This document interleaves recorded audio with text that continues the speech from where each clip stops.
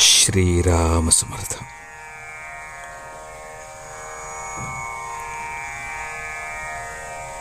कोणत्याही प्रसंगात नामाला सोडू नका.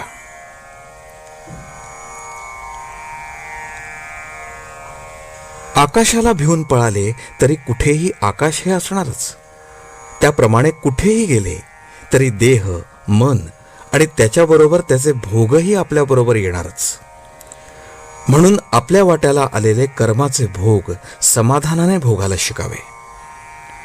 प्रयत्न केला असता तर बरे झाले असते असे जोपर्यंत वाटते तोपर्यंत प्रयत्न हा अवश्य करावा. यश किंवा अपयश देणारा परमात्माच असे समजून प्रयत्न करावा. सर्व कर्तृत्व त्याच्याकडेच द्यावे. तुझी सेवा किती दिवस करू असे परमेश्वराला विचारणे म्हणजे सेवेत कमीपणा आलाच. तसेच त्याच्या नामाबद्दलही मुदत कशी घालता येईल.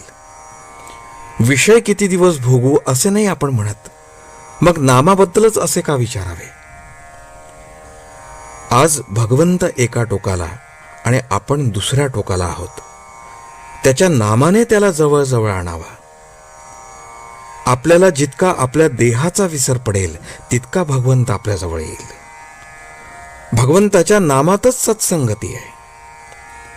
प्रपंचामध्ये कसलेही प्रसंग येऊ द्यात, तुम्ही नामाला सोडू नका. मनाला रिकामे ठेवले की ते विषयाच्या मागे धावलेच समजा.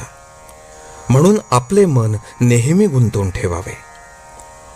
उठणे, बसणे, जप करणे, वाचन करणे, गप्पा गोष्टी करणे, चेष्टा विनोद करणे वगैरे सर्व क्रियांमध्ये भगवंताशी संबंध आणि संदर्भ ठेवावा. हेच अनुसंधान होय. भगवंताचे अनुसंधान हे आपले ध्येय. त्याला अनुसरून बाकीच्या गोष्टी आपण करूया. आपली वृत्ती आणि भगवंत यांना जोडणारी साखळी म्हणजे भगवंताचे नाम होय. म्हणून आपली वृत्ती सदैव नामामध्ये गुंतवून ठेवावी. नामाचे अनुसंधान टिकेल अशीच उपाधी बाळगावी. नाम नुसते घेतल्याने काम होईल, पण ते समजून घेतल्याने काम लवकर होईल. नाम मुखी आले की सत्कर्मे आपोआप होऊ लागतात. आपल्या प्रत्येक कर्माचा साक्षी राम आहे असे समजून वागावे, म्हणजे दुष्कर्म हातून घडणार नाही. आपण उगाचच सबबी सांगत असतो. काम असेल त्यावेळी कामाची सबब, पण काम नसेल त्यावेळी नामस्मरण न करता उगाचच गप्पा नाहीतर निंदास्तुती किंवा इतर खेळ खेळण्यात वेळ घालवतो. तसे करू नये. आपले मन उन्हाळ आहे. त्याला एके ठिकाणी स्वस्थ राहण्याची सवयच नाही. त्याला थोडी बळजबरी करून नाम घ्यायला लावले पाहिजे.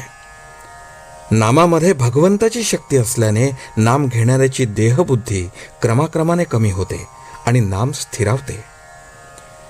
नित्य नामस्मरण केल्या वाचून अंती ते येणार नाही. जागेपणे अभ्यास केला तर झोपेच्या वेळी स्मरण होईल. झोपेच्या वेळी स्मरण झाले तर रात्री स्वप्नात तेच येईल. आणि असा सदोदित ध्यास ठेवला तर मरणाच्या वेळीही तेच स्मरण राहील. आजचे बोधवचन. नाम घेता घेता नामाशी इतके तादात्म्य व्हावे की मी नाम घेत आहे हे सुद्धा विसरून जावे.